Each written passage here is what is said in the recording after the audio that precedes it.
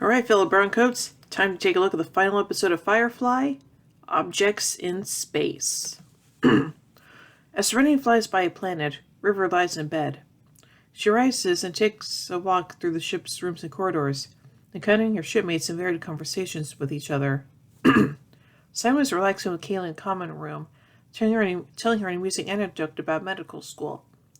River suddenly sees him looking at her, with Simon telling her that he'd be there right now, implying she's responsible for taking him away from his successful medical career. She then finds Jane and Shepard Book in the kitchen, where she hears Jane repeat his confession to Mal about selling out the Tamsin Ariel, and Book mutter an angry but cryptic statement hinting at his less wholesome past.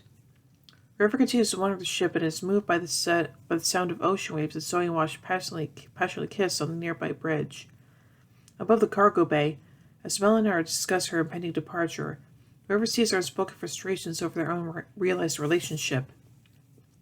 None of the people she encounters are aware of her presence, except when speaking directly to her, making it clear that this is River's mind walking telepathically through the ship. Feeling the intense emotions, River runs down to the unoccupied cargo bay, where she spots a tree branch and picks it up. Suddenly, the real world returns, and she finds that she is holding one of Jane's pistols while the crew surrounds her in a panic. Mal takes a gun from her and discovers it is loaded and ready to fire. He orders her not to touch a weapon ever again, and River runs off, crying. Meanwhile, a small vessel sailing hovers above Serenity. The crew discuss what to do with River. When Zoe muses whether River has ever handled a gun, Kayla reluctantly tells everyone about her experience during their assault on Adelaide Niska's Skyplex, when River killed 3 men with her eyes closed. The group begins to speculate that River may be a reader, having psychic powers, and though Simon objects, they question whether she might be dangerous. Both River and a man in a red spacesuit listen in. Once the crew goes to sleep, the man boards Serenity. He runs into Mal, subdues him, and locks the crew in their cabins. He surprises Kayla in the engine room, ties her up, and threatens to rape her unless she keeps quiet. When Book hears him moving downstairs, the man disables him with a blow to the head. Simon hears a noise and rises to check on his sister, only to be attacked by the stranger, who addresses him by name. The man, Jubal Early, reveals that he is a bounty hunter pursuing River. As he waxes poetic and shares his opinions about various topics, he tells Simon that Kaylee will suffer unless he helps him find his sister. Simon and Early search the ship and run to Inara. Early pistol whips her when she tries to appeal to his emotional side. The 2 men eventually reach the bridge, and Early, impatient and annoyed, threatens to shoot Simon if River doesn't give herself up. River then responds over the ship's intercom, explaining that because no one wanted her on Serenity but she didn't want to leave, she melted away and merged with the ship herself. River contacts Kaylee, telling her to cut herself free. As River reveals dark secrets about his past, numbering Early and distracting him, Kaylee frees the crew, and River tells Mal she has a plan to deal with her assailant. Early becomes suspicious when River mentions how shiny it looks, and realizes that she isn't part of Serenity, but rather broadcasting from his own ship.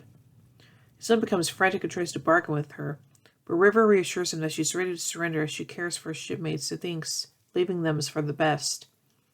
Simon attacks Early, but Hunter shoots him in the leg and knocks him flat on his back before donning his helmet and exiting Serenity. Once he's free of the ship's artificial gravity, Mal suddenly appears and shoves them off the ship into the deep of space, while River puts Early's ship on a pre-programmed course to nowhere and happily returns to Mal. Later, in the infirmary, Simon carefully guides Zoe and Wash as they treat his bullet wound. An arm walks away from Mal as he tries to examine her cut lip. In the cargo bay, Jane mocks Book's failure to defeat Early, despite all them years of priest training. A Book implies they'd fought Early and only succumbed after a prolonged fight. Their friendship restored, Kayla River played Jax while Kaylee relates a racy anecdote from her past. River picks up and examines the bouncing ball, with its swirling multicolored surface, as she drops it on the floor.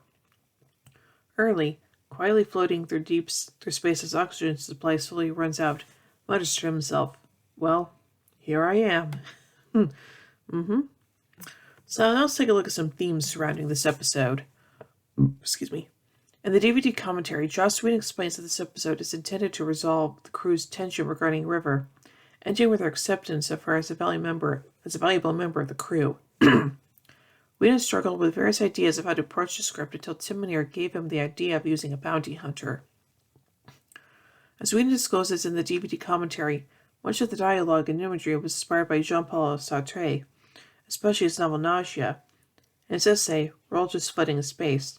Allows them to analyze this episode's interpretation of existential meaningless, arguing that both River and Early perceive physical objects as divorced from the meanings with which others imbue them. For example, when River picks up the gun, she sees it as a harmless branch, an object, as she says that, doesn't mean what you think, transformed by her perspective into a benign thing of beauty. Early, likewise, describes his gun as pretty with a pleasing weight. Both features separate from its function, it acknowledges that its design aids its intended use, which Whedon describes as grotesque.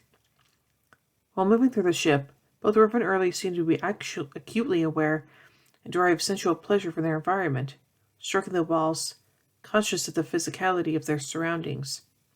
Whedon notes in the DVD commentary that one of the ways he illustrates this quality was to keep camera focus on River's bare feet as she walked. Early, admiring specifics of the ship's design, significantly echoes the episode's title when he says, "People don't appreciate the substance of things, objects in space." It is the physical implication of a world without morals, the moral implication of which was verbalized by another of Whedon's creations, Angel. If nothing we do matters, then all that matters is what we do. Cinta argues that ultimately, River and Early's ability to experience objects divorced from their common meanings allows them to imbue those objects with the value of their choosing.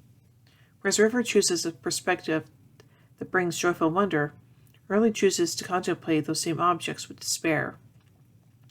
Early next one is Sartre's central ideas, the concept of bad faith, when he denies his responsibility for his actions by claiming he is not free to do otherwise. When River accuses him of hurting people, he counters, "It's part of the job." She replies, "It's why you took the job." Interesting. So overall, as the final episode of Firefly, this episode is pretty dang good, and it's just fantastic, so yeah. So overall, I give Objects in Space 5 Fireflies out of 5. Well, anyway, till next time as Firefly February concludes as we look at the feature film, Serenity. So, until then, remember everyone, you can't take the sky from me.